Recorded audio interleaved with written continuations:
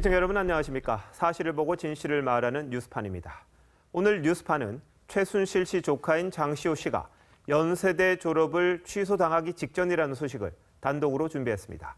장 씨 말고도 100여 명이 되는 체육 특기생도 같은 운명입니다. 네, 또 문재인 전 민주당 대표가 미국보다 북한을 먼저 가겠다.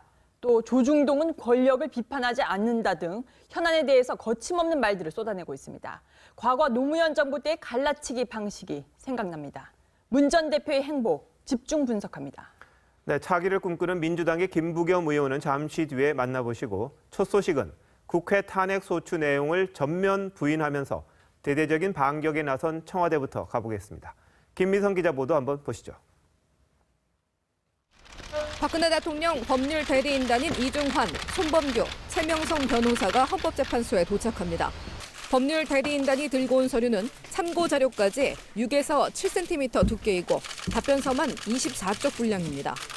헌법 위반 5건, 법률 위반 8건 등 총 13건의 탄핵 사유에 대해 조목조목 반박하는 내용이 빼곡히 담긴 것으로 전해집니다. 변호인단은 기자회견을 열고 장외 변론도 했습니다. 사실관계 및 법률관계 모두를 다툽니다.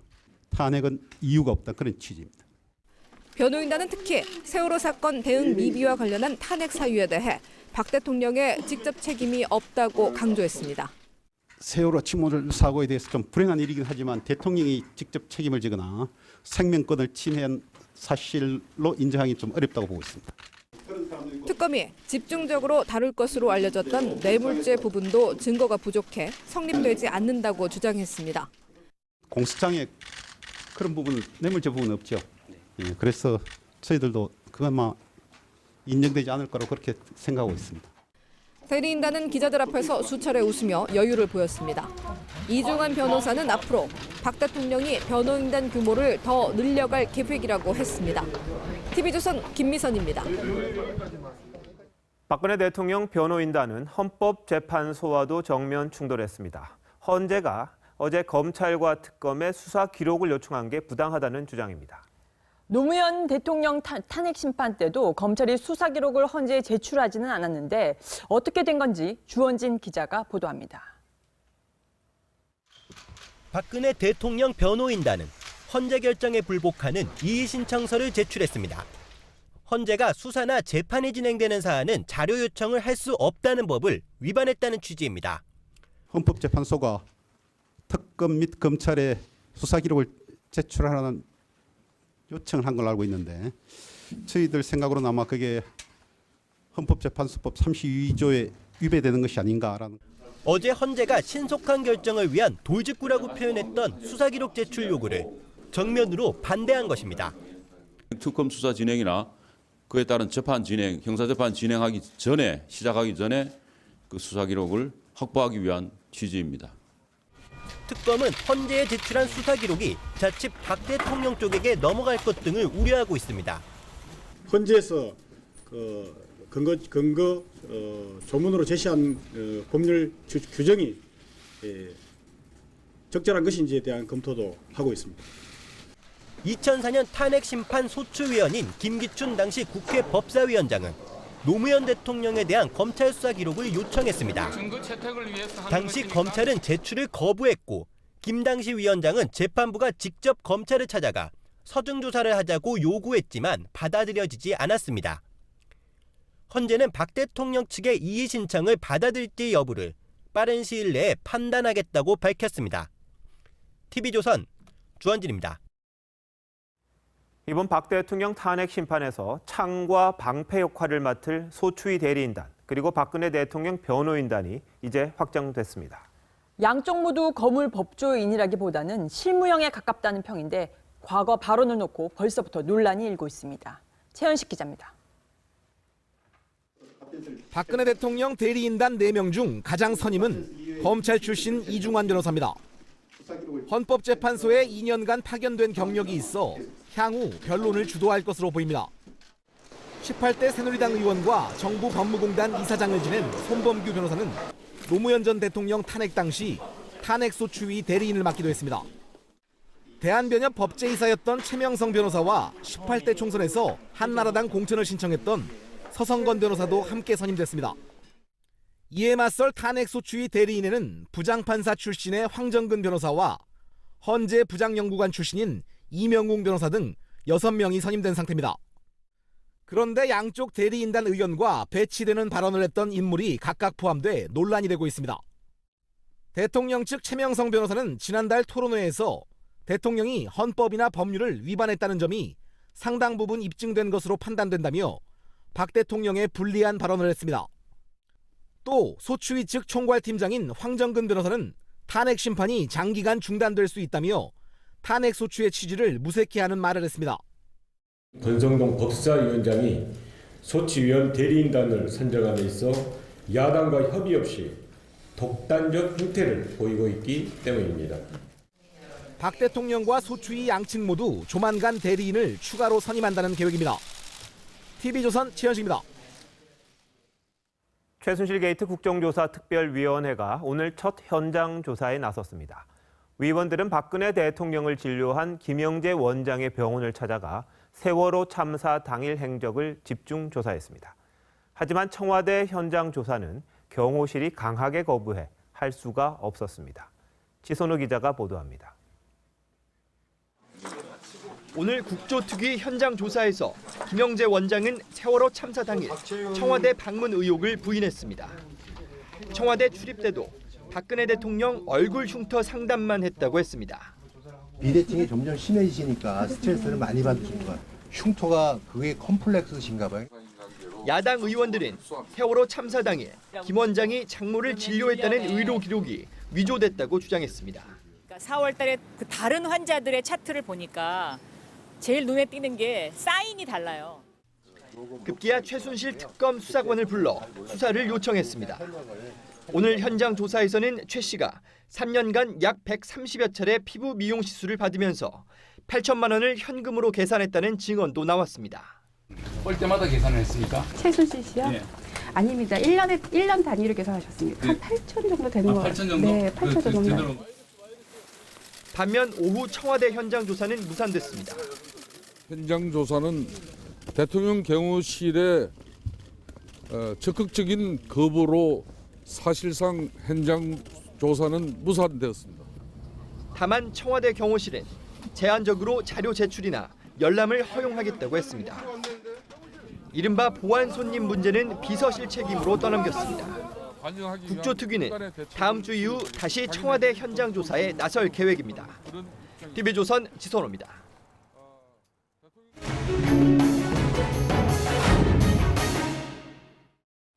뉴스 첫머리에 말씀드렸던 최순실 씨 조카 장시호 씨 졸업 취소 관련 단독 보도 시작하겠습니다. 교육부가 장 씨에 대한 졸업 취소를 연세대 측에 요구하기로 가닥을 잡았습니다.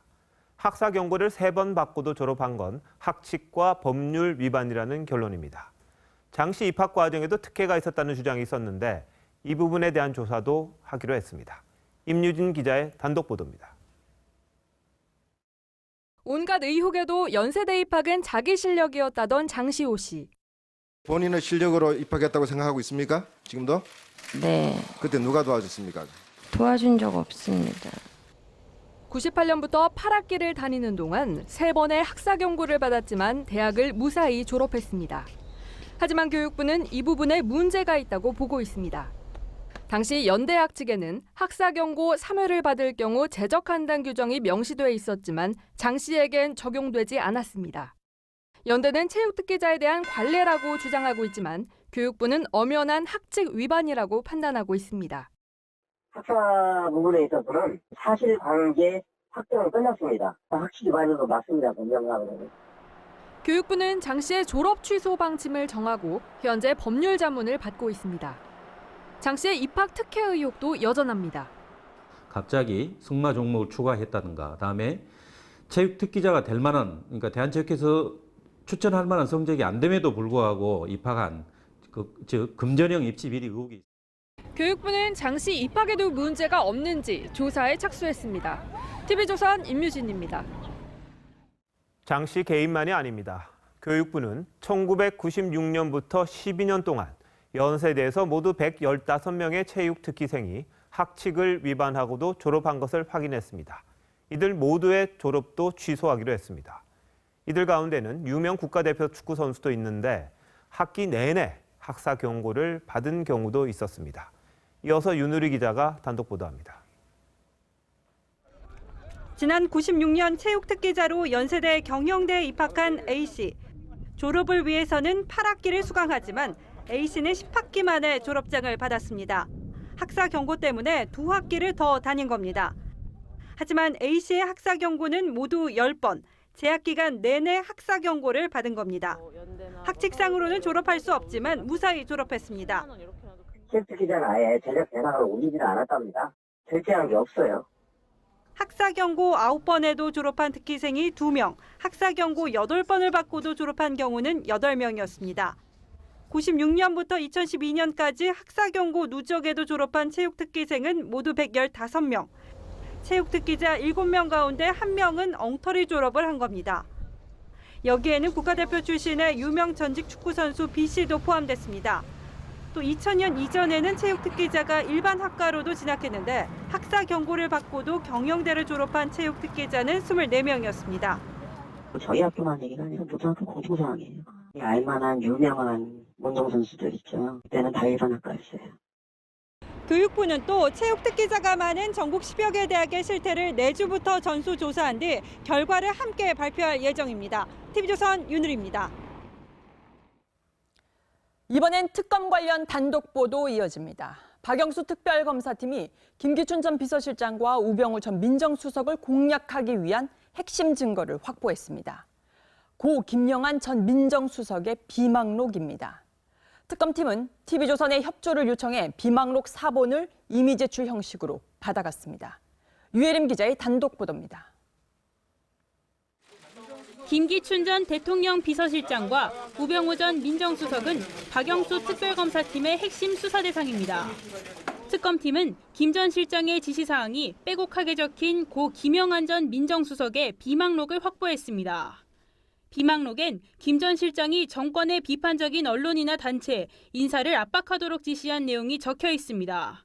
또 이른바 우병우 팀이 전방위 사찰을 벌인 정황도 담겨 있습니다. 김 전 실장은 청문회에서 비망록 내용을 잘 모른다고 부인했습니다. 그렇게 얘기한 일이 없습니다. 작성하는 사람의 주관적인 생각도 가미되어 있으라고 생각을 합니다. 특검 수사를 앞두고 비망록의 신빙성을 깎아내리려는 의도로 보입니다. 하지만 공적인 업무 일지를 일관되게 기록했다는 점에서 증거로서의 가치가 충분하다는 게 법조계의 시각입니다. 특검팀도 비망록 내용이 상당히 믿을 만하다는 결론을 내린 것으로 전해집니다. 특검팀은 최근 김 전 실장을 출국 금지한 데 이어 우 전 수석에 대해서도 소환 통보를 거부한다면 체포영장을 발부할 것이라고 밝혔습니다. TV조선 유혜림입니다.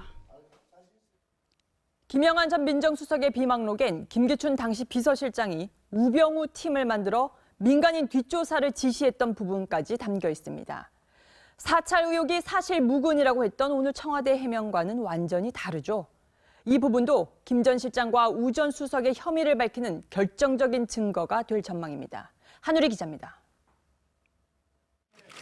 2014년 10월 김기춘 전 비서실장은 박근혜 정부의 적대적인 인물을 신속하게 인사조치하라는 지시를 내렸습니다. 공교롭게도 이 시기 김 전 실장은 문화체육관광부 1급 공무원 6명의 사표를 받도록 지시했다는 의혹을 받고 있습니다. 이 때문에 직권 남용 혐의로 이미 피의자 입건이 된 상태입니다. 이 밖에도 비망록엔 김 전 실장이 언론과 사법부를 통제하고 문화예술계 인사를 뒷조사한 정황도 드러나 모두 직권남용 혐의를 받을 수 있습니다. 우병우 전 민정수석과 함께 최순실 씨 국정농단 등을 방치했다는 직무유기 혐의도 적용 가능합니다. 비망록에 따르면 김 전 실장은 국정원 국장까지 동원한 우병우 팀을 만들어 민간인과 공직자를 사찰하는 것으로 드러납니다. 이 팀이 최순실 관련 보고를 은폐했다는 의혹도 있습니다. 세월호 7시간을 철저하게 비밀에 붙이도록 지시한 부분도 비망록에 담겼습니다. 그래서 그 기재 내용이 굉장히 신빙성이 높다고 봐야 될 겁니다. 그래서 검찰이나 기타 수사기관이 압수수색을 할 때 반드시 확보하고 싶어하는 아이템이 되는 거죠. 안종범 전 수석의 수첩처럼 김영한 비망록은 특검 수사에서 주요 증거가 될 것으로 보입니다. TV조선 한울입니다. 어제 현직 부총리급 인사가 정윤회 씨에게 7억 원을 건네고 인사청탁을 했다는 발언이 나와 다시 정윤회 게이트가 회자되고 있습니다. 김영한 전 민정수석의 비망록엔 당시의 상황도 자세히 담겨 있습니다. 우상호 더불어민주당 원내대표는 최순실보다 정윤회가 더하면 더했다라는 말까지 했는데 김태훈 기자가 비망록 속 정윤회 사건을 다시 들여다봤습니다. 청문회장에서 나온 폭탄 발언으로 정윤회 게이트가 다시 조명받고 있습니다. 현직 부총리급 인사가 정윤회 씨에게 7억 원을 건네고 인사청탁을 했다는 겁니다.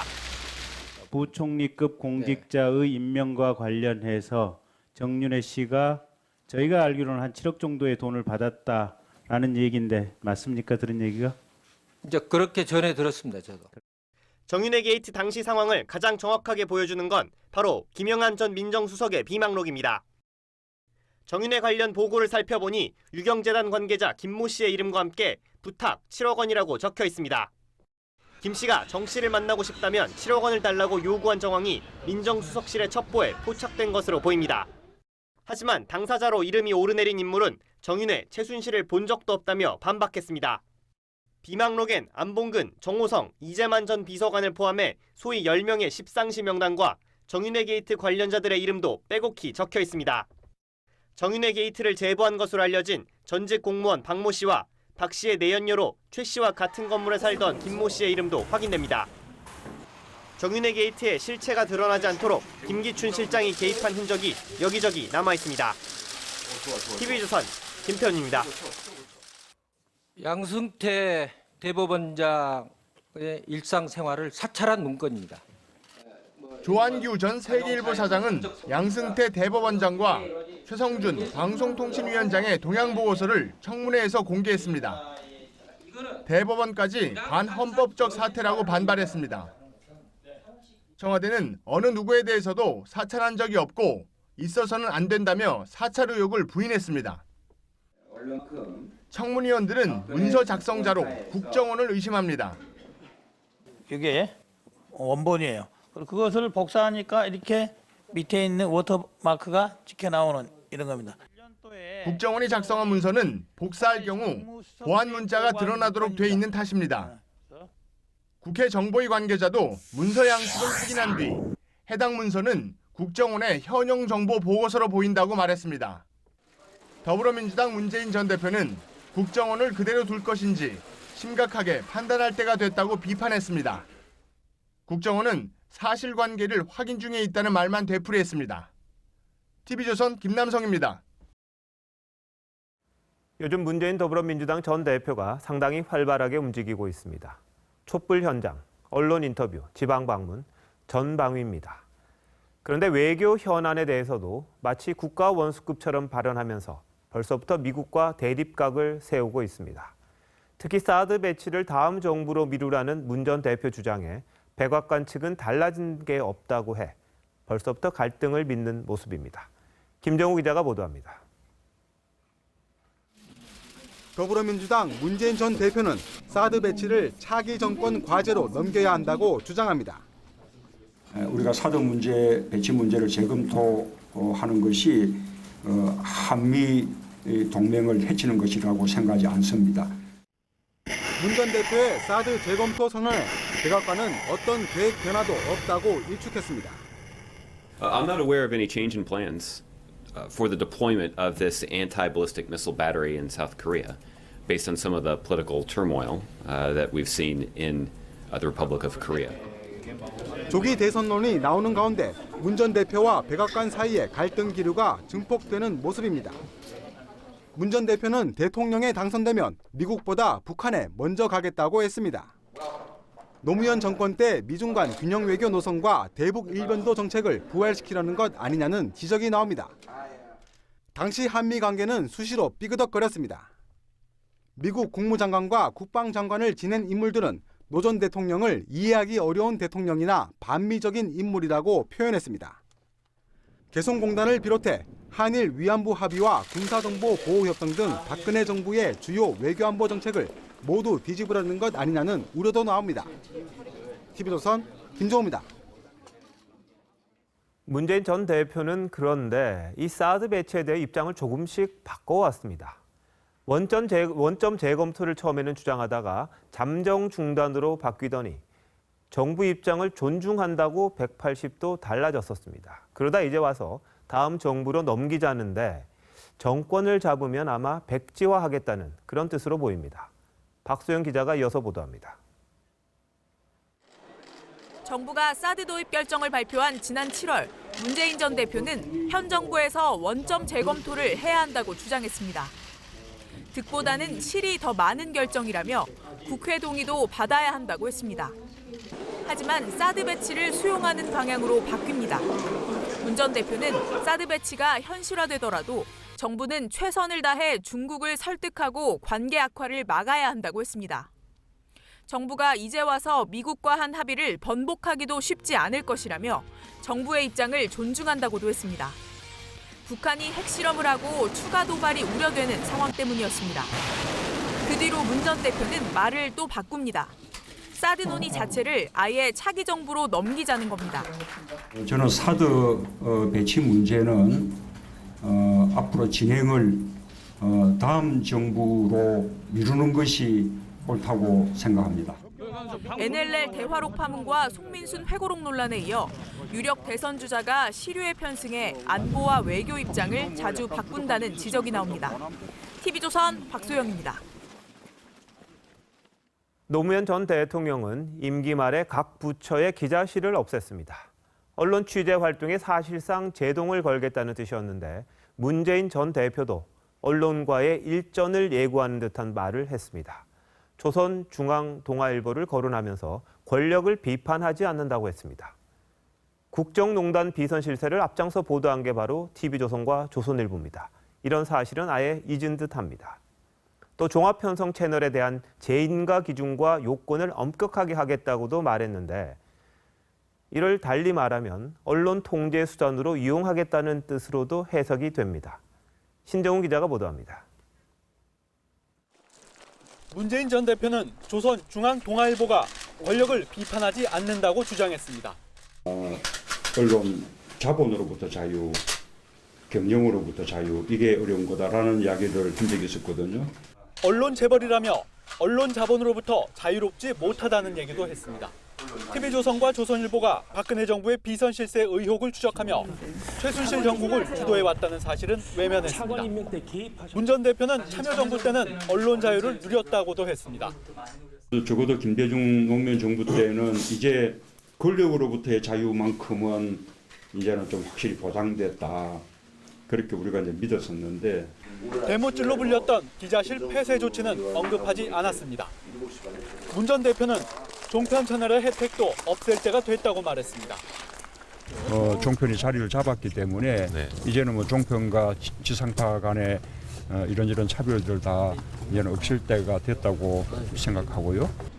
재인가 기준과 요건을 엄격하게 해야 한다며 방송사가 문을 닫게 될 수도 있는 재승인 문제까지 언급했습니다. 노무현 전 대통령에 이어 또 한 번 언론과의 일전을 예고하는 것으로 해석될 여지가 있습니다. 문 전 대표는 헌재가 탄핵 기각을 결정한다면 다음은 혁명밖에 없다고 말했습니다. TV조선 신정훈입니다. 내일도 박근혜 대통령의 즉각 퇴진을 촉구하는 8번째 촛불 집회가 서울 광화문 광장 등 전국 곳곳에서 열립니다. 친박단체도 퇴진 반대를 주장하며 헌법재판소와 청와대를 향해 행진할 계획이어서 양측의 충돌이 우려됩니다. 최연희 기자입니다. 박근혜 정권 퇴진 비상국민행동, 이른바 퇴진행동은 이번 주말에도 촛불 집회를 이어갑니다. 행진은 6시 반부터 한 차례만 진행합니다.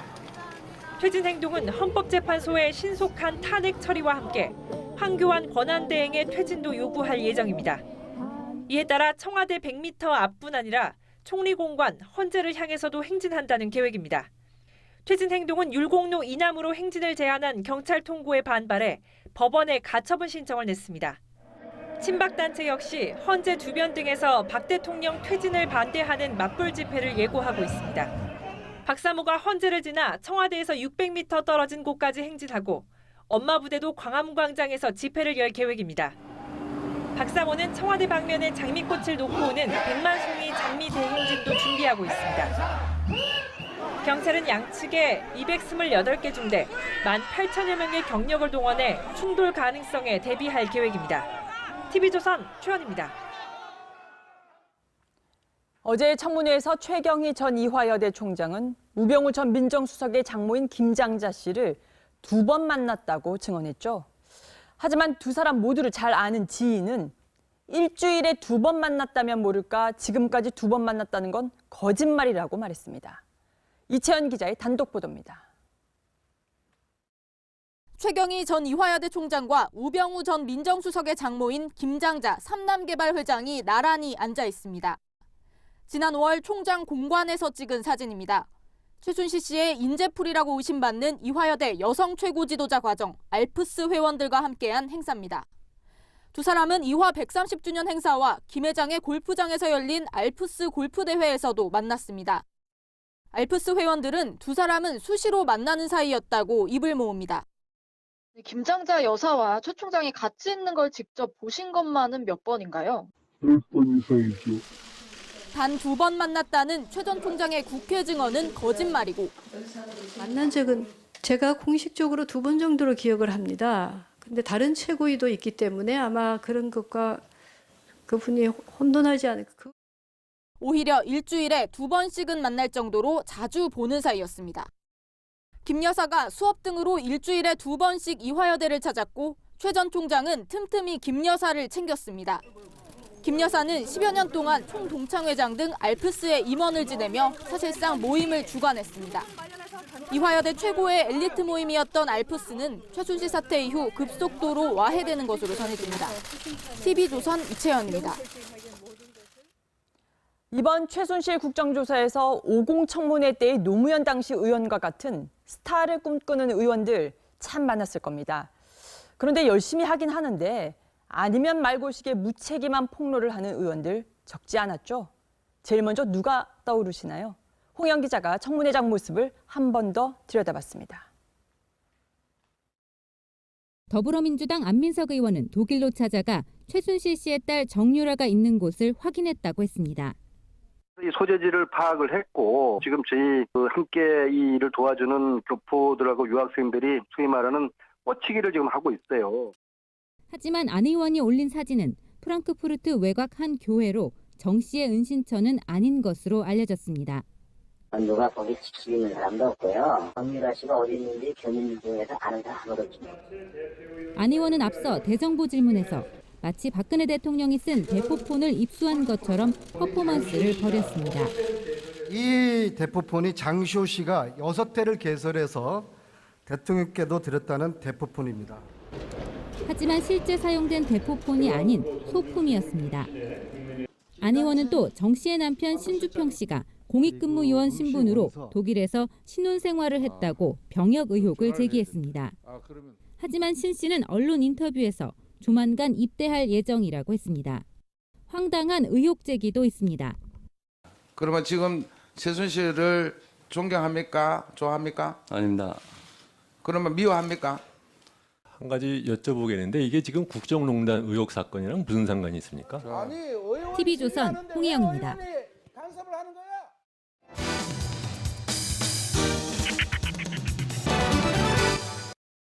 자, 구속 기소된 비선실세 최순실 씨의 첫 재판이 다음 주 월요일 열리죠. 대법정 방청석 150석 중 80석이 일반인들에게 배정이 되는데 자, 오후 2시부터 응모가 실시가 됩니다. 그런데 지금 1시인데요. 벌써부터 이렇게 많은 분들이 와 계십니다. 자, 한 분 만나뵙겠습니다. 자, 안녕하세요. 네, 안녕하세요. 자, 어떻게 해서 오늘 이렇게 나오시게 됐나요? 글쎄 그 최순실이라는 사람 그 얼굴 인간을 탈을 쓰고 나온 사람인지 꼭 한번 보고 싶어서 왔습니다. 어디 그럴 수가 있어요? 어떤 점이 인간으로서. 지금 한 명씩 줄을 서고 있는데 저도 같이 줄을 서겠습니다. 영하의 날씨에도 시민들과 취재진으로 법원 내부는 열기가 뜨거웠습니다. 저도 방청권 응모를 위해서 이렇게 줄을 서고 있는데요. 제 앞에 지금 줄 서고 있는 대학생 한 분 만나보겠습니다. 안녕하세요. 네, 저 어떻게 해서 지금 오늘 응모에 참여하게 됐나요? 일단 최순실 씨가 어떤 얘기를 할지 궁금해서 한번 들어보고 싶어서 응모를 했습니다. 근데 만약에 떨어지면 이번에 응모에서 떨어지면요? 그래도 뭐 2차, 3차 공판도 있다고 하니까 그때 또 다시 한번 응모해 보겠습니다. 2시 정각 응모권 배부가 시작됐고 이름과 연락처, 성별을 적습니다. 자, 지금 이름하고 전화번호를 적고 지금 제 응모번호가 지금 26번인데요. 저도 직접 한번 접수를 하겠습니다. 신분증 검사 후 26번 정혜전인가요? 네. 응모함에 넣으면 끝. 10분 정도 지났는데 지금 몇 명 정도 응모했어요? 140분 정도 들어갔습니다. 핸드폰 문자로 당첨을 알려주는데도 1시간 넘게 법원에서 기다리는 시민들. 응모됐으면 좋겠어요? 그럼요. 나라를 뒤흔든 죽음이니까. 당첨 번호가 뜹니다. 141번입니다. 공판 준비 기일인 만큼 최순실 씨가 안 나올 수 있는데도 경쟁률은 2.66대 1. 전 아쉽게 떨어졌지만 당첨자들은 로또에 당첨된 것처럼 환호합니다. 기분 아주 좋죠. 이 최순실이라는 여자가 그 사람 하나로 인해서 전 세계 지금 나라 망신이잖아요. 바로 한번 얼굴도 보고 싶고. 감정을 억누를 길이 없어서 환호성을 질렀는데 국가 백년 대계에 걸린 아주 중차대한 일에 제 눈으로 똑똑히 확인하고 싶어서 왔습니다. 거짓이 정직을 이길 수 없다는. 재도전에 최순실 씨 얼굴이라도 보겠다는 시민들. 당첨이 안 되어서 좀 아쉬운 마음이 있는데 이제 재도전하겠습니다. 꼭 출석하셨으면 좋겠고 그동안 행적들이 다 밝혀졌으면 좋겠어요. 앵커 출동입니다. 새누리당이 분당의 길로 치닫고 있습니다. 친박 대 비박 간 1라운드는 친박의 승리로 끝났습니다. 친박계로 불리는 정우택 의원이 새 원내대표가 되자 그동안 그렇게 버티던 이정현 대표를 포함한 당 지도부가 전권을 넘기고 물러났습니다. 이제 비대위원장을 누가 하느냐가 당 내분 수습의 갈림길인데 그리 순탄치는 않아 보입니다. 최원영 기자입니다. 친박계 정우택 원내대표가 비박계 나경원 의원을 7표 차로 제치고 새 원내대표로 선출됐습니다. 사직성의 마음으로 우리 한번 새누리당 살려봅시다. 여러분과 함께 하겠습니다. 고맙습니다. 경선에서 친박이 이기자 이정현 새누리당 대표는 다른 친박 최고위원들과 함께 사퇴했습니다. 저는 오늘 당 대표직을 사퇴합니다. 새 술은 새 부대에 담아야 한다는 말이 있습니다.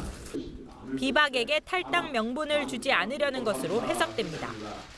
모든 권한은 정 원내대표에게 넘겼습니다. 이정현 대표는 비대위 구성 논의는 전부 원점으로 돌아갔다며 대표 권한 대행이 여러 의견을 들어 추진할 것이라고 했습니다.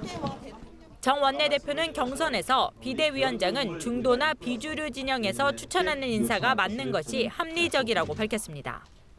하지만 비박이 미는 인사를 실제로 비대위원장에 지명할지는 미지수입니다. 비박은 유승민 의원이나 김무성 전 대표 등을 염두에 두고 있지만 친박은 안 된다는 입장입니다. 오히려 주류, 비주류 6인 중진협의체에서 거론됐던 김영호 전 국회의장이나 조순영 전 새천년 민주당 대표 등을 염두에 두고 있는 것으로 알려졌습니다. TV조선 최원영입니다.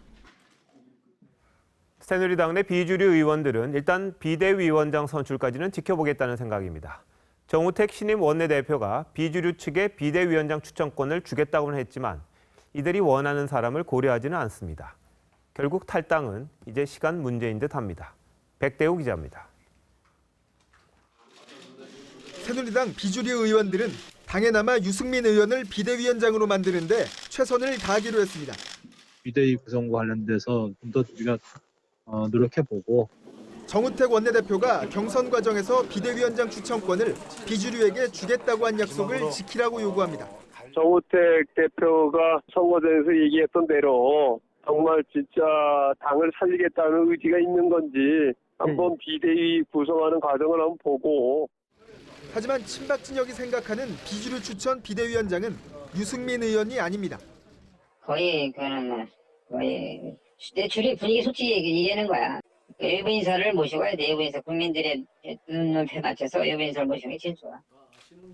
앞서 6인 중진 회의에서 비주류 측이 추천한 박관용, 김영호 전 국회의장 등을 뜻하는 말입니다. 외부 인사가 비대위원장이 되면 비박은 다시 탈당을 고민할 태세입니다. 받아들일 수가 없었대요. 받아들이기 어렵고.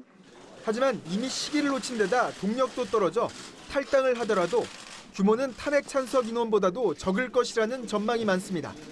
TV조선 백대호입니다. 노무현 대통령 탄핵 당시 권한 대행을 맡았던 고건 전 총리는 관리형으로 불립니다. 그런데 이번 황교안 대통령 권한 대행은 신임 마사 회장을 임명하면서 대통령의 권한을 다 행사하려는 듯합니다. 야당은 곧바로 반발했습니다. 윤동빈 기자입니다. 황교안 대통령 권한 대행은 지난 15일 이양호 전 농촌진흥청장을 마사 회장에 임명하기로 했다고 농림축산식품부에 통보했습니다. 마사 회장은 차관급으로 국회의 동의를 거치지 않고 대통령이 임명하는 자리입니다. 총리실은 정부나 공공기관의 공백을 일부러 방치할 수 없다며 기업은행 등 20여 곳의 인사도 단행하겠다고 예고했습니다. 더불어민주당은 대통령 행세라며 반발했습니다. 황 대행은 마사 회장 내정 결정을 즉각 철회하고 여타 공기업 인사권 행사를 중단할 것을 촉구합니다. 국민의당은 세월호 수사 외압 의혹과 국회 방문 당시 과도한 의전 요구를 거론하며 비판했습니다. 최근 국회 방문 당시에 과도한 의전을 요구하여 구설수에 오르는 등 적절치 않은 행동으로 국민들의 우려가 많습니다. 이재명 성남시장은 대통령 보좌 임무 불이행 헌법 위반, 직권남용 혐의로 황교안 대행 탄핵에 착수해야 한다고 주장했습니다. 여야정 협의체가 겉도는 가운데 정부와 야당의 삿바 싸움이 치열합니다. TV조선 윤동빈입니다. 네, 정치 속보기 시간입니다. TV조선 배성규 정치부장 나와 있습니다. 자, 배 부장, 오늘 원내대표 선거 생각보다 결과가 좀 달랐죠? 어떻게 보십니까? 원래 생각하셨던 겁니까? 아니요, 뭐 이렇게 친박이 완전히 이길 거라고 생각은 다들 많이 안 했는데 네. 결국에선 전략 싸움에서 친박이 완승을 거뒀다 이런 생각이 듭니다. 그렇습니까? 그래서 결국 비박이 지금 그동안 머뭇하다가 지금 탈당의 벼랑 끝에 몰려있는 그런 모습입니다. 영상 먼저 보시죠. 친박 정우택 의원과 비박 나경원 의원이 원내대표를 놓고 맞붙습니다. 나 의원의 친박 청산 주먹에 정 의원은 화합 펀치로 응수합니다. 결국 비박 비대위원장 카드를 내민 정 의원이 승리합니다. 김무성 전 대표, 이젠 짐을 싸서 나가자 하는데 유승민 의원, 당권을 놓고 2라운드에 나설지 고민하네요. 이정현 대표, 갑자기 퇴장하면서 정우택 원내대표에게 정권을 넘깁니다. 정 원내대표, 약속대로 비박에 당권을 줄까요? 아니면 제3의 카드를 내밀까요? 네, 오늘 친박이 7표 차로 이겼습니까? 그렇습니다. 자, 그러면 친박이 아까 조금 전에 말씀하시긴 하셨습니다만 전략적으로 이제 네. 성공했다고 그랬는데 승인, 네. 이긴 원인 뭘까요? 아무래도 이거는 공약의 승리가 아닌가 싶습니다. 아, 그렇습니까? 그러니까 이 정우택 그 의원이 그 경선 공약을 하면서 이 비대위원장은 비박들이 원하는 사람을 하도록 최선의 노력을 다하겠다라고 네. 했습니다. 이 말이 뭘로 들렸겠습니까? 비박들한테는. 자기들 추천하면 해주겠다는 걸로 들렸겠죠. 그렇죠. 당권을 넘길 수도 있다. 그렇죠. 내가 잡으면 당권 당신들한테 주겠다. 이 말이죠. 그러니까 이 비박들 중에 일부나 그다음에 중도, 그다음에 변방의 친박들이 이제는 정우택 원내대표를 뽑아도 당 개혁에 별로 문제가 없겠구나라고 느끼게 된 거죠. 그러니까 이 탄핵에 찬성했던 표들 중에 5표에서 10표가량이 넘어가 버린 겁니다. 저쪽으로. 굉장히 큰 승리죠. 이게. 그럼 나경원 의원이 패배한 이유를 할까요? 나경원 의원은 사실 이제 좀 그 스킨십이 부족했다 이런 얘기도 있고요. 열심히 다니는 것 같아요. 다니긴 했지만 아무래도 이 전번에도 정진석 원내대표랑 붙었을 때 졌죠. 네. 그때도 그런 지적이 나왔는데 거기다가 이 친박 청산이라는 걸 너무 강조하다 보니까 이 변방의 친박들이 이러다 나도 떨려 나가는 거 아닌가 이런 불안감들을 좀 조성했다 이런 측면도 너무 있습니다. 성명성을 강조하다 보니까 오히려 좀 불안감이 생겼다 이런 그렇죠. 취지시죠? 반면에 정우택 원내대표는 그동안에 친박들 행태에 공격하면서 약간 중도적인 목소리를 네. 냈지 않습니까? 그러다 보니까 탈색을 한 거죠. 알겠습니다. 자, 그런데 이정현 대표 오늘 표정이 굉장히 밝았습니다. 오랜만에 웃음을 보인 것 같은데 그리고 바로 물러났습니다. 네. 물러나면서 기분 좋은 일은 없을 것 같은데 왜 그랬을까요? 그동안 이정현 대표가 자리에 앉아 있어도 이게 편한 자리였겠습니까? 가시방석이죠. 매일매일 힘들었을 거고 자기도 왜 여기 버티고 있어야 되는지 사실 설명을 못했잖아요. 네.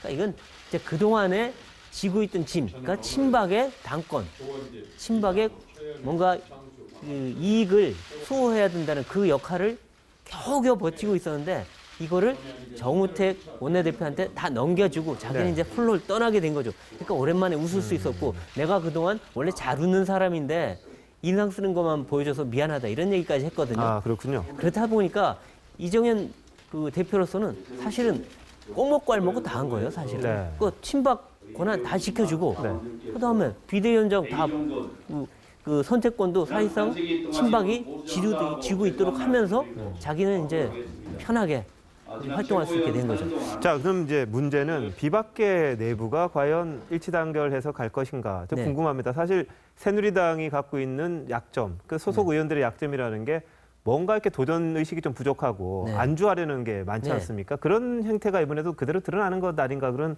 생각이 듭니다. 어떻습니까? 사실 이번에 원내대표 경선도 사실은 전략적으로 보면 받을 게 아니었어요. 네. 보이콧이라는 게 전략적으로 맞거든요. 보이콧을 해서 그래 당권도 친박이 먹고 다 가져라. 그래 이런 정당 갖고 되겠느냐 이런 식으로 강하게 나갔어야 되는데 그 사실 어떻게 보면 의원 개개인들의 이익이 다 다른 거죠. 그러니까 네. 그냥 나 이번 기회에 원내대표 한번 해볼래 이렇게 된 거고 또 나가면 추울 텐데 그러니까 맨날 이거 우리말로 등 따시고 배부르게 살다 보니 네, 네. 풍찬노숙 못하는 거죠. 그러니까 계속 머뭇머뭇하는데 유승민 그 의원도 결국 본인의 TK 정서, TK 표심을 또 그래서 의식하다 보니까 또 머뭇하게 된 거고 결국 그래서 원내대표 경선도 억지로 끌려간 거 아니에요? 지금 어떻게 보면 끌려가서 결국 져버린 거죠.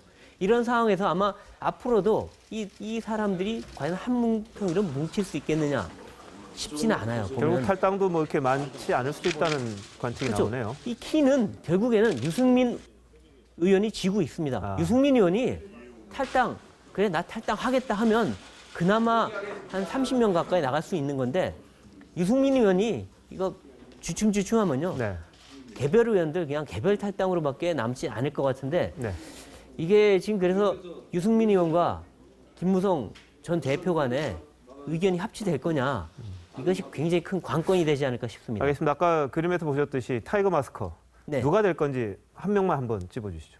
지금 뭐 여러 가지 얘기가 많이 나옵니다. 친박에서는 비박이 원하는 사람 그래 전에 6인 모임 할 때 조순영 전 의원도 얘기했고 박관용 전 의장, 네. 김용호 전 국회의장 다 얘기하지 않았냐? 그중에 한번 얘기해봐라 했는데 김용호 전 의장 안 한다 그랬습니다. 네. 물론 다른 분들도 다 안 한다 그랬는데 네. 그나마 최근에 박관용 전 의장이 그래도 좀 생각이 있다 이런 얘기가 네. 나오는데 그럼 박관용 전 의장으로 갈 가능성 상당히 있다고 보입니다. 그렇습니까? 네, 알겠습니다. 네, 고맙습니다. 부산 LCT 사건으로 구속된 현기환 전 청와대 정무수석이 기업인들에게 이런저런 갑질을 한 것으로 드러났습니다. 술과 골프 접대에 승용차도 제공받았고 이용복 회장에게 받은 돈으로는 돈놀이까지 했다고 합니다. 하동원 기자입니다. 현기환 전 수석은 이른바 스폰서 기업인들에게 온갖 접대와 향응을 받았습니다. 지난 2013년 기업인 S씨에게 내연녀의 오피스텔 전세금 1억 원을 대신 납부케 하고 3천만 원에 달하는 법인카드와 고급 자동차 리스 비용도 챙겼습니다. 그냥 빌려줬죠. 그 돈 받고 어떻게 빌려줍니까? 어떤 차였나요? 에쿠스요.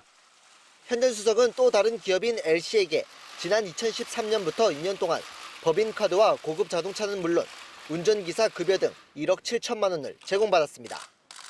현 전 수석은 청와대 재임 당시 지난해 7월부터 지난 6월까지 이용복 회장에게 자신의 술값 2,500만 원을 대신 내도록 했습니다. 기업인 등과 거액의 내기 골프를 쳐 돈도 챙겼습니다. 100만 원짜리 칩을 바꿔가지고 쳤다는 얘기도 있고. 현 전 수석은 이용복 회장에게 받은 50억 원으로 돈놀이까지 했습니다. 선이자로 3억 원을 떼고 기업인 S씨를 통해 자금 사정이 어려운 기업인에게 47억 원을 빌려주고 다른 사업가에게도 같은 방법으로 연리 38%의 이자를 챙겼습니다. 검찰은 오는 19일 현 전 수석을 뇌물수수와 정치자금법 위반 등의 혐의로 기소할 방침입니다. TV조선 하동훈입니다. 놓치면 아쉬운 뉴스 전해드리는 더하기 뉴스 시간입니다. 오늘도 박지호 기자 나왔습니다. 안녕하세요. 안녕하세요. 자, 더하기 뉴스 첫 번째 키워드 볼까요? 40분 감금. 무슨 일이 있었어요? 네, 최순실 국정농단 사건을 수사하는 박영수 특검팀이 입주한 대치동 빌딩에서 특검보 또 검사 등 10명이 갇혀 있었습니다. 다름이 아니라 특검팀이 전용으로 사용하는 승강기가 고장나 벌어진 일입니다. 오늘 낮 12시쯤에 점심 식사를 위해 박충군, 양재식 특검보 등 박영수 특검팀 10명이 엘리베이터에 올랐는데 정전으로 승강기가 멈춘 겁니다. 강남소방서가 이들을 구조할 때까지 40분을 불안과 추위, 점심도 못 먹고 떨었다고 하는데요. 한 특검 관계자는 소방관의 도움을 받아 고장난 승강기에서 빠져나오면서 별게 다 수사를 방해하네 이렇게 얘기를 했다고 합니다. 근데 특검팀과 관련된 또 다른 에피소드도 있죠? 네, 어제 박영수 특검이 기자실을 방문해서 기자 약 40여 명과 점심 오찬을 함께 했는데요. 특검 사무실 인근 중식당을 찾았다고 합니다. 식사비가 50만 원 정도가 나왔는데 김영란법 위반 우려 때문에 흔한 말로 n분의 1 식대를 참석 인원으로 나눠서 각자 계산을 했습니다. 정확하게 나누다 보니 식대는 1인당 13,902원이 나왔고요. 40명이 모두 카드로 계산을 해서 카드 계산을 하느라 줄을 길게 서 있는 장면이 연출됐고 식당 주인은 일일이 이걸 다 계산하느라 많은 고생을 했다. 이런 후문입니다. 그래도 뭐 지킬 건 지켜야겠죠. 자, 더하기 뉴스 두 번째 키워드 볼까요? 중환자실 입원. 어제 SNS에서 박근혜 대통령이 극심한 스트레스로 중환자실에 입원했다. 이런 얘기들이 돌았죠. 네, SNS뿐만 아니라 박사모 카페, 또 우익 성향 카페, 카카오톡 등에 어제 갑자기 박 대통령이 극심한 스트레스와 과로로 중환자실에 입원했다. 이런 글이 돌았습니다. 청와대 관계자는 이 소문에 대해서 듣긴 했지만 이른바 찌라시 수준도 안 되는 말이다. 이렇게 일축을 했습니다. 박근혜 대통령을 자신이 직접 봤는데 건강에는 아무런 이상도 없고 산책도 한 것으로 안다. 이렇게 전했습니다. 박 대통령 헌재 탄핵의 실제 심리적인 압박도 좀 클 텐데 지금 탄핵 인용과 관련해서 탄핵 인용을 해야 된다라는 그런 인터넷 사이트, 투표 사이트도 또 등장했다면서요. 한 네티즌이 치어업 헌재라는 사이트를 지난 11일쯤 만들었습니다. 헌재 재판관들에게 응원의 메시지를 보내고 탄핵에 대한 투표를 할 수 있게 이렇게 만든 사이트였는데 만들자마자 곧바로 접속 불가가 됐습니다. 운영자 측에서는 인터넷 주소가 구글 사이트에 공개된 뒤 갑자기 대량 트래픽 공격을 받아서 기능이 무력화됐다 이렇게 설명을 했는데 다른 한편에선 이 사이트에서 진행된 투표에서 탄핵 찬성과 탄핵 반대가 비슷하게 나오자 예상과 달리 나온 것의 그 결과에 놀라서 운영자가 사이트를 닫아버린 것이다. 이렇게 주장을 하기도 합니다. 자, 이것도 곧 진실이 밝혀지겠죠. 네. 자, 세 번째 키워드 한번 보겠습니다. 자, 박범계 더불어민주당 의원이네요. 네, 박범계 의원의 새 별명입니다. 네. 박 의원은 어제 열린 최순실 국정조사 4차 청문회에서 잠시 자리를 비운 김성태 위원장 대신에 국조위원장 자리를 맡았는데 진행 도중 웃음을 터뜨린 겁니다. 저 위원장님, 죄송합니다. 위원장님, 제가 답변을 요구하지 않은 걸 답변하고 있습니다. 잠깐만 시간 끄세요. 네, 또 제가 위원장 할 때군요. 죄송합니다. 네. 잠깐만요, 장 의원님.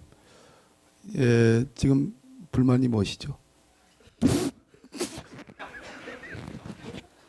아이고, 심각한 지금 국정조사 현장에서 왜 웃은 겁니까? 네, 이번 국정조사는 위원 한 명당 질의 시간이 한 번에 7분으로 제한돼 있습니다. 네. 장제원 의원이 김경숙 전 이대 체육학장의 대답에 대해 문제 제기를 하면서 시간을 멈춰달라고 했는데 이게 겨우 1초 남은 시간이었다고 합니다. 그런데 1초 남겨놓고 너무 진지하게 조치를 취해달라고 박 의원한테 얘기를 해서 박 의원은 웃었다. 이렇게 설명을 했습니다. 한간에는 장제원 의원이 박 의원에게 혼내주세요. 이렇게 말을 해서 웃었다는 소문도 있었는데 이것은 사실이 아닌 것으로 밝혀졌습니다. 박범계 의원은 뭐라고 하던가요? 들어보시겠습니다. 제가 김성태 위원장님을 대행해서 사회의 위원장직을 수행하다가 신성한 국정조사장에서 웃음을 터뜨린 점을 우리 시청하고 계시는 국민 여러분들께 송구하다는 말씀을 올리겠습니다. 네, 갑자기 웃음이 터진 박 의원을 두고 네티즌들은 웃음을 뿜었다라는 뜻으로 박뿜개라는 별명을 지어줬는데요. 박 의원은 이거를 또 박뿜개로 알아들으셔서 뭐 기쁨이요? 예. 아이고, 예. 다시 한번 웃음을 줬다 이런 후문입니다. 네, 알겠습니다. 지금까지 더하기 뉴스의 박지호 기자였습니다.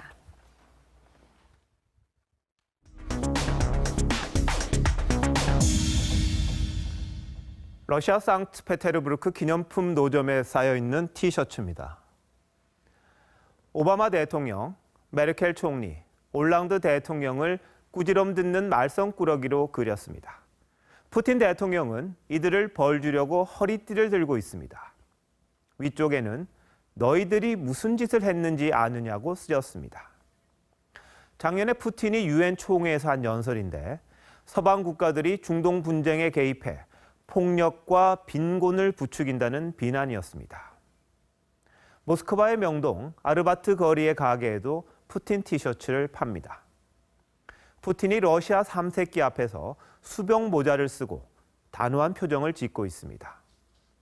안에 작은 목각 인형들이 들어있는 민속 인형, 마트로슈카에도 푸틴 얼굴이 찍혀 있습니다. 관광 상품에까지 등장할 만큼 푸틴은 우상입니다. 서방 경제 제재와 유가 하락으로 나라 형편이 어려워도 지지율이 90%를 넘나듭니다.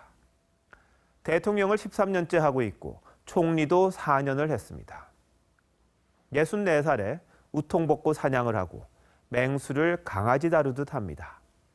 21세기 러시아 황제 차르 푸틴입니다. 독일 베를린 강변에 남은 1.3km 장벽은 야외 미술관 이스트사이드 갤러리가 됐습니다. 이곳 벽화 중에 제일 인기 있는 작품이 형제의 키스입니다. 옛 소련 서기장 브레즈네프와 동독 서기장 호네커가 나눴던 입맞춤을 재현했습니다. 이 그림을 패러디한 벽화가 에스토니아에 등장했습니다. 푸틴과 트럼프가 진하게 키스를 나눕니다. 친구처럼 죽이 맞는 두 사람이 세계에서 가장 영향력 있는 1, 2위에 올랐습니다. 푸틴은 4년 내리 1등입니다. 작년 43위였던 박근혜 대통령은 명단에서 사라졌습니다. 트럼프는 친러, 반중 행보를 하며 푸틴과 친한 사업가를 국무장관에 임명했습니다. 시진핑과 아베까지 치면 스트롱맨 4명이 한국을 에워싸고 있습니다. 외교, 안보, 경제에 거친 삼각파도가 당연히 몰아닥칠 겁니다. 하지만 식물 대통령과 무책임한 야당이 이를 감당할 수 있을지가 걱정입니다. 장벽 그림 형제의 키스엔 이런 글이 쓰였습니다. 주여, 두 사람의 치명적 사랑을 견뎌 살아남게 해주소서.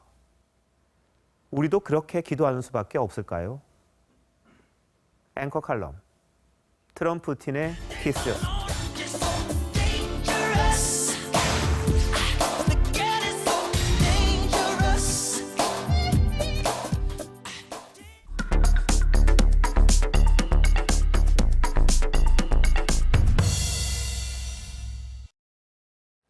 네, 오늘 초대 손님 한 분 모셨습니다. 민주당에서 유일하게 대구를 지역으로 가진 김부겸 의원이십니다. 자, 어서 오십시오. 네, 안녕하십니까. 의원님, 지역구 자주 가십니까? 예, 주말마다 꼭 내려가고. 주말마다요? 지금 대구 민심 어떻습니까? 뭐 대구 민심이라 해서 별다르지 않습니다. 네. 최근에 어떤 국정농단 사태, 또 네. 국기 문란, 또 대통령의 여러 가지 헌법이라든가 법률 위반 사항에 대해서는 똑같이 분노가 있습니다. 네. 다만 자신들이 박근혜 대통령에 대한 그만한 지원군이었다는 어떤 자부심, 네. 이런 부분들이 최근에 이렇게 참 추락하는 데 대한 다른 지역과 달리 안타까움이 좀 더 있다, 이렇게 보시면 되겠습니다. 민주당이 너무 세게 밀어붙인다고 혹시 뭐 그러지는 않으시는가요? 뭐 그분들 걱정은 사실을 정확하게 지적을 해서 문제점을 이렇게 하는 것에 대해서는 이의가 없는데 똑같은 말을 지적을 하더라도 좀 용어를 너무 자극적으로 쓰는 거 아니냐, 뭐 그런 말씀을 하시더라고요. 그 정도시군요. 네. 예, 알겠습니다. 그런데 어쨌든 지금 뭐 탄핵 국면이긴 합니다만 조기 대선이라는 게 뭐 가셔되는 듯한 분위기입니다. 의원님은 어떻게 하실 생각이십니까? 글쎄요, 뭐 그렇다고 하더라도 지금 이제 탄핵이라는 것 자체가 이 국면이 뭐 이제 평시 분위기는 아니잖아요. 네. 그래서 뭐 저는 제 나름대로 우리 사회 곳곳에 네. 이번 촛불 민심에 드러난 우리 사회 곳곳에 분명히 개선돼야 될 모순점이 있습니다. 네. 물론 어떤 것은 법률, 어떤 것은 또 헌법에 규정을 해야 될 것이지만 곳곳에 어려움이 있는 현장과 그 전문가들을 찾아다니면서 그분들이 생각하는 해법은 뭔지, 또 국가라는 게 혹은 앞으로 정치권이 무엇을 뒷받침해야 이 문제를 풀 수 있는지, 이런 부분들을 좀 고민하고 계시는군요. 뭐 고민도 하고 제 나름대로 예. 방법을 찾고 있습니다. 알겠습니다. 그런데 지금 문재인 전 대표는 사실상 대권 행보를 한다 이런 이야기들을 많이 듣습니다. 특히 뭐 외교라든지 뭐 안보, 정치, 언론 뭐 거침없이 말씀하시는데 좀 급한 거 아니신가 싶은데 어떻게 보십니까? 뭐 그만큼 이제 자신감을 보이시는 걸 거고 그렇습니까? 또 지난번에 한번 대선을 치르셨으니까 네. 그만큼 축적된 경험이 있을 것이다. 또 곳곳에 그만한 도와주는 분들이 많다라는 네. 거니까 뭐 그런 점은 뭐 저는 부럽죠. 뭐. 그렇습니까? 예, 예, 예. 그런데 오늘 한 말씀 하신 게 좀 저는 궁금하던데 미국보다 북한을 먼저 방문할 생각이 있다. 이런 말씀 하시는데 거기 좀 동의하십니까? 어떠십니까? 글쎄 뭐 저는 맥락을 모르기 때문에 제가 함부로 말씀드릴 수는 없지만 네. 뭐 평상시에도 한미동맹이 우리 안보의 중요한 축이라는 말씀 하셨으니까 네. 뭐 제가 저는 맥락을 잘 모르겠습니다만. 알겠습니다. 자, 그런데 의원님 개인적인 것 좀 여쭤보겠습니다. 당내 세력 분포랄까 이런 걸로 보면은 의원님이 상당히 좀 불리합니다. 지금 특히 이번 촛불 국면에서 전국에서도 이재명 성남시장이 상당히 뭐랄까 플러스를 했는데 의원님으로서는 어떻게 이 상황을 조금 더 개선하실지. 예, 뭐 촛불 민심에서 조금 주도적으로 네. 또 좀 시원한 발언 같은 것, 또 정말 정치인들을 통해서 국민들이 듣고 싶어하는 그런 어떤 말이나 행동이 없었다는 지적을 많이 받았습니다. 네. 물론 뭐 그냥 충실히 좀 따라가는데 급급했다라는 비판은 아프고요. 네. 그러나 뭐 저도 뭐 책임 있는 어떤 정치인이 되다 보니까 발언이 되는 게 아무래도 신중해지더라고요. 네. 시민들은 국가의 주인이시니까 네. 그분들은 당당히 이야기할 수 있다 하더라도 정치하는 특히 국회의원들은 이 문제를 어떻게 정리해가고 풀고 또 요 다음 단계로 가져가서 그분들의 그 절규를 제도화할 수 있을까 이런 고민을 하게 되니까 아무래도 입이 무거워지더라고요. 어떻게 보면 그게 의원님의 장점이시기도 한데 그런 점을 좀 더 부각시키실 생각은 없으십니까? 글쎄 아무래도 이제 시간이 지나야 될 것 같고요. 네. 또 문제가 지금 이제 탄핵이 지금 현재 진행 중인 상황 이런 여러 가지 정치의 과정 또 내년 1월부터는 국회 내에 이제 개헌 특위가 가동되는 상황 이런 상황에서 제가 또박또박 제가 할 역할 발언해내겠습니다. 최근에 문재인 전 대표에게 개헌을 공식적으로 요청을 하셨죠? 그렇죠. 왜냐하면 지금까지 이 개헌이라는 거는 항상 정치적 격변이 있을 때만 네. 개헌이 가능했습니다. 그전에는 이제 권력자들이 자기 임의대로 했기 때문에 국민들 예. 불신이 샀었고요. 따라서 이렇게 한 30년 만에 맞이한 우리 사회의 기득권과 이 특권과 반칙을 제대로 한번 고쳐보자라는 이 절규를 결국은 법률을 통해서 바꿀 수 있는 것도 있지만 개헌 헌법적 가치로 올려야 되는 것들이 있잖아요. 네. 이런 부분들은 지금부터 진지하게 토론이 들어가야 한다. 그런데 현실적으로 말이죠. 문 전 네. 대표가 당내 가장 큰 세력이고 근데 문 전 대표가 이걸 거부하면 현실적으로 굴러가기가 힘들 텐데요. 어떻게 보십니까? 아니 국회에서 여야가 합의를 했거든요. 네. 1월 달부터 개헌특위가 특위는 굴러가죠. 네. 굴러가면 거기서 여러 가지 안들이 막 제출될 텐데 우리는 관심 없습니다. 이런다는 게 저는 말이 안 되고요. 또 다만 이제 많은 오해를 하시는 분들이 오늘 뭐 정우택 원내대표가 네. 당선되면서 무슨 좌파요? 진보 좌파로부터 뭐 조국을 구하기 위해서 예. 그래서 이런 이야기들 소위 개헌이라는 이 중요한 국민적 합의를 네. 어떤 한 정파의 정략과 특히 대선에 어떤 전략으로 쓴다는 것은 그건 헌법에 대한 모독입니다. 우리 대한민국이 지금 앓고 있는 고민이 뭔지 무엇이 지금 현재 국민들 가슴이 답답한지 이런 데 대한 깊은 성찰이 없는 거예요. 그래서 저는 단호히 그분들은 지금 이 과정에서 이른바 숟가락 얹을 생각하지 마라. 당신들은 오히려 국민들에게 최근에 이 국정 난맥에 대해서 우린 공동 책임자라고 지금 현재 무릎 꿇고 사죄해야 될 때가 아니냐. 지금 저는 오늘 그런 입장이죠. 알겠습니다. 여하튼 뭐 제한적이나마 개헌 논의가 활발해져서 뭔가 반영이 됐으면 하는 그런 바람이신 거죠? 적어도 지금부터 논의를 철저히 시작을 해야 중간에 아마 매듭 짓기 전에 우선 탄핵에 대해서 무슨 결정이 날 거 아닙니까? 네. 그랬을 때 그때까지 합의된 내용을 가지고 적어도 다음 후보자들이 자기 개인 약속이 아니라 사회적 합의로 개헌의 스케줄이나 내용이라든가 이런 것들을 반드시 밝히고 그걸 가지고 국민들의 심판을 받는 게 그나마 바람직하다. 그렇게 생각합니다. 일부에서는 말이죠. 개헌을 매개로 해서 친박, 친문을 제외한 나머지 세력들이 좀 합쳐보자. 그래서 제3지대를 한번 만들어보자. 이런 이야기도 있습니다. 어떻게 생각하십니까? 그래서 뭐 언론에서 조금 재미있게 그렇게 하는 이야기 같은데요. 네. 적어도 어떤 정치 집단이 설려면 국민적인 명분과 어떤 가치가 뚜렷해야 되지 않습니까? 네. 뭐 그런 게 없는데 어느 쪽을 싫어하는 사람들끼리 모여서 어떻게 정치 세력을 형성한다는 것이 뭐 그렇게 성공한 예가 저는 없다고 알고 있습니다. 네, 알겠습니다. 근데 여당에서는 아마 반기문 사무총장에 대해서, 유엔 사무총장에 대해서 상당히 공을 들이고 있는 것 같은데 의원님 보시기에 반 총장의 가능성은 어떻게 보십니까? 그래서 제가 지금 아직 뭐 국내 아직 정치 무대에 오시지도 않은 분의 뭐 거치까지 제가 알만하거나 또 발언할 수는 없고요. 네. 아마 이제 여러 가지 흥미가 이 정치적인 격동기 속에서 뭔가 새로운 구도가 나왔으면 좋겠다는 그런 국민적인 뭐 관심과 요구는 있다는 건 알고 있습니다. 네, 알겠습니다. 오늘 여기까지 듣겠습니다. 네, 고맙습니다. 네, 감사합니다.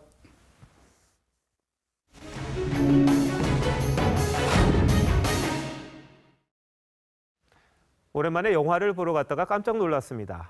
영화관 하면 대표적인 서민들의 문화생활인데 이렇게나 가격이 올랐는지 참 몰랐습니다. 이런저런 핑계로 표값은 슬금슬금 올랐고 팝콘 값은 원가의 8배. 말 그대로 뻥튀기였습니다. 광고는 또 왜 그렇게 긴지요? 2중 3중으로 돈 챙기는 극장들의 상술. 판포커스에서 해부합니다.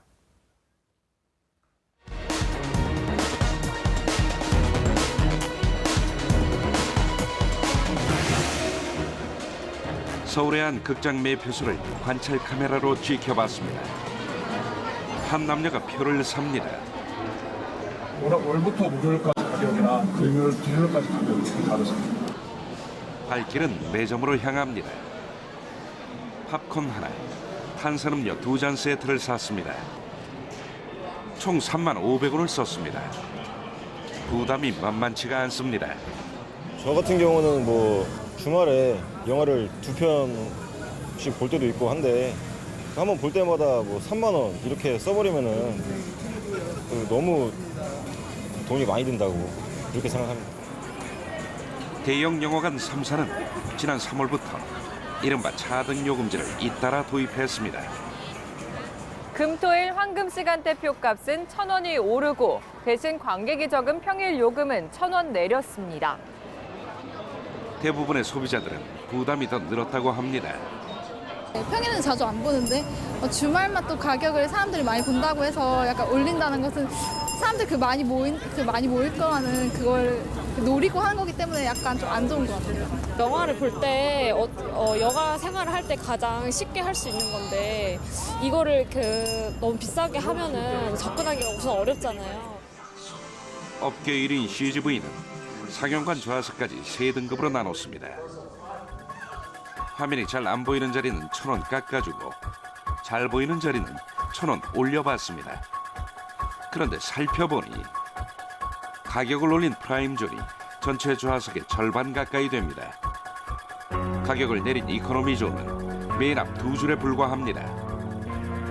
그나마 상영관이 꽉 차지 않는 이상 대부분 텅텅 비는 자리입니다. 마치 소비자의 선택권을 강화하는 것처럼 하고 있지만 실질적으로는 그 수익이 극장에게 돌아가면서 가격 인상을 위한 꼼수라고밖에 볼 수 없는 그런. 올해 11월까지 극장 관객 수는 지난해 대비 0.7% 감소했습니다. 하지만 극장 매출은 오히려 0.9% 증가했습니다. 7,000원이던 영화표 가격은 10년 만에 57% 급증했습니다. 같은 기간 물가 상승률의 2배 넘게 오른 겁니다. 영화관 매점도 소비자 지갑을 털어갑니다. 이 극장 매점에서 팝콘 115g은 5,000원, 콜라 한 잔은 2,500원입니다. 바로 옆 편의점에서 사온 건데요. 비슷한 양을 사는데 팝콘은 2,000원, 콜라는 2,000원입니다. 거의 반값입니다.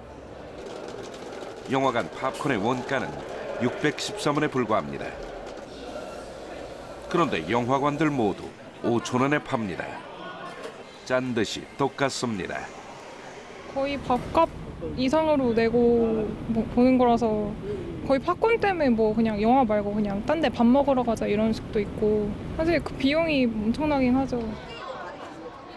비싸진 표값, 부풀려진 팝콘 값을 치르고 상영 시간에 맞춰 자리에 앉으면 영화 대신 광고가 상영됩니다. 소비자가 빼앗긴 시간의 대가로 영화관은 기업들에게서 광고비를 챙깁니다.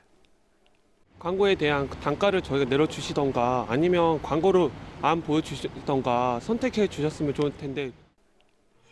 공정거래위원회는 최근 빅3 영화관의 티켓 가격 꼼수 인상과 담합, 팝콘 가격 폭리 여부에 대해 조사에 착수했습니다. 판 포커스였습니다. 급격히 떨어진 날씨만큼이나 산업 현장에서도 한파가 몰아치고 있습니다. 이 최악의 경기로 주요 공단의 공장은 텅 비어가고 폐업과 실직이 이어지고 있습니다. 공단 주변엔 인적조차 드뭅니다. 윤창길 기자가 현장을 다녀왔습니다. 경기도 안산의 반월공단. 한창 차량이 북적일 때인데 간간히 화물차가 보일 뿐 한산한 모습입니다. 1차 납품사부터 4차 납품사까지 경기 침체로 수출 감소가 겹쳐 속수무책입니다. 지난달 문을 닫은 공장입니다. 보시다시피 정문은 굳게 닫혀 있고 공장 주변으로는 폐자재들과 쓰레기가 나뒹굴고 있습니다. 인근의 또 다른 공장. 5개월 전 매물로 나왔지만 아직 새 주인을 못 찾았습니다. 냉기가 도는 텅 빈 공장 안에는 가동이 멈춘 기계가 먼지만 뒤집어 쓰고 있습니다. 남은 기업들도 인원 감축에 나섰습니다. 인력을 줄이는 수밖에 없는 거죠. 인력을 많이 줄였습니까? 그렇죠. 50%가 감소했으면 50% 줄여야지. 지난 1년 동안 반월과 시화, 남동공단 업체 1,400곳이 문을 닫았고 근로자 3만 명이 일터를 떠났습니다. 부근의 기계 중고단지도 활기를 잃어가기 마찬가지. 매물은 많은데 찾는 사람들이 적다 보니까 이렇게 가게마다 중고 기계들이 쌓여 있고 심지어 문을 닫은 곳도 있습니다. 지금 상황이 아직도 열심히 반 이상이죠. 반 이상? 네, 거의 4분의 죽었다고 봐야죠. 북적였던 식당도 파리가 날리고 있습니다. 공장 잔업이 줄면서 야식은 실종된 지 오래입니다. 점심에 한 170명 드시던 게 지금은 80명밖에 안 됐어요. 야식은 더 없죠. 조선과 해운 등 주요 산업의 침체 속에 제조 평균 가동률도 18년 전 외환 위기 수준으로 추락하며 경제의 성장 엔진이 빠르게 얼어붙고 있습니다. TV조선 윤창기입니다. AI 공포도 전국을 덮쳤습니다. 역대 최고 속도인데 정부는 사상 처음으로 발령을 심각 단계로 올렸습니다. 계란값도 하루하루가 다릅니다. 이채림 기자입니다. 방역이 한창인 부산 기장군. 충북 음성과 전남 해남에서 AI가 발생한 지 한 달 만에 부산에서도 의심 신고가 들어왔습니다. 중간 검사 결과 H5N6형 AI로 판정됐습니다. 지금 경남 쪽은 안쪽까지 괜찮다는 말만 들었는데 벌써 시작해갖고 이거 뭐 아이고. 경북 경산에서도 AI에 감염된 고니가 발견됐습니다. AI는 이제 전국적인 재난입니다. 정부는 대응 단계를 처음으로 심각 단계까지 높였습니다. AI 방역대책본부가 중앙사고수습본부로 격상되고 전국 주요 도로에 통제 초소가 들어섭니다. 살처분한 조류만 1,600만 마리. 하지만 이동 통제 말고는 할 수 있는 게 별로 없습니다. 시민들은 괜한 불안감에 닭고기에 손이 가지 않습니다. 닭을 굉장히 좋아했는데 요즘은 이제 닭을 안 먹는 편이에요. 걱정이 되니까는 일단은 지금은 안 먹는 거죠. 닭이 줄면서 달걀값은 AI 발병 이전에 비해 14.5% 뛰었습니다. 그런데도 공급이 부족합니다. 한 사람에 한 판만 파는 곳도 더 늘었습니다. 오늘 한 판 샀어요. 근데 엄청 비싸. 근데 그거보다 더 오른다고 그러더라고요. 그래서 오늘 이제 한 판만 구입해가 가는 거예요. 맹렬히 번져가는 AI에 양계 농가뿐만 아니라 시민들의 불안이 커지고 있습니다. TV조선 이채림입니다.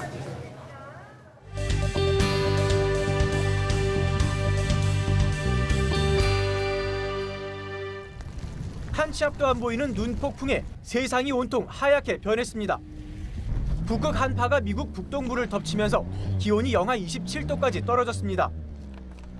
예년보다 2달 일찍 다가온 한파에 일부 학교는 등교를 늦추거나 휴교에 들어갔고 국도에서 59중 추돌 사고가 나는 등 교통사고도 잇따랐습니다. 미 국립기상청은 다음 주 초까지 북극 한파가 계속될 것으로 내다봤습니다. 중국 항공모함 랴오닝함에서 이륙하는 전투기 젠15. 미사일을 발사해 목표를 명중시킵니다. 중국이 실탄을 이용한 항모 훈련 영상을 처음으로 공개했습니다. 훈련은 서해와 가까운 보하이 해역에서 이뤄졌는데 최근 논란이 된 하나의 중국을 강조하고 한반도 사드 배치에 반발하는 의미로 풀이됩니다. 멕시코에서 마약 범죄 조직의 가족을 납치당한 주민들이 맞불 작전으로 조직 두목의 어머니와 조직원 20여 명을 납치했습니다. Hijo, si tienes al ingeniero, entrégalo, por favor. Si tú lo tienes, yo confío en que lo vas a entregar. 멕시코 남부에서 활동하는 범죄 조직 엘 테킬라로는 두목의 어머니와 인질 일부를 맞교환하는 데 합의했습니다. TV조선 윤혜웅입니다. TV조선의 박근혜 대통령, 최순실 게이트 보도가 올해의 관훈 언론상 권력감시 부문 수상작으로 선정됐습니다. TV조선 이진동 부장 등 특별 취재팀은 지난 7월 6일 김종 전 문체부 차관의 인사 전횡 기사를 시작으로 미르 K스포츠재단 강제모금, 최순실 씨 정부 예산 인사농단, 고 김영한 전 민정수석 비망록에 담긴 김기춘 전 비서실장과 청와대 직권남용을 최근까지 보도했습니다. 한겨레의 K스포츠재단 이사장은 최순실과 JTBC 최순실 태블릿 PC 파일 입수 보도도 수상작에 선정됐습니다.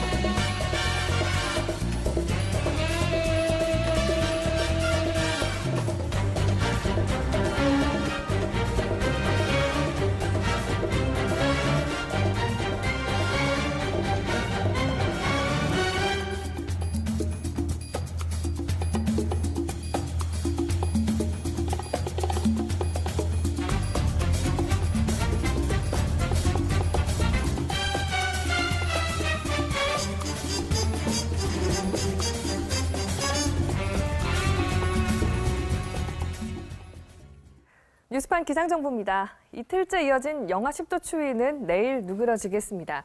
이 다음 주까지도 강추위는 없겠는데요.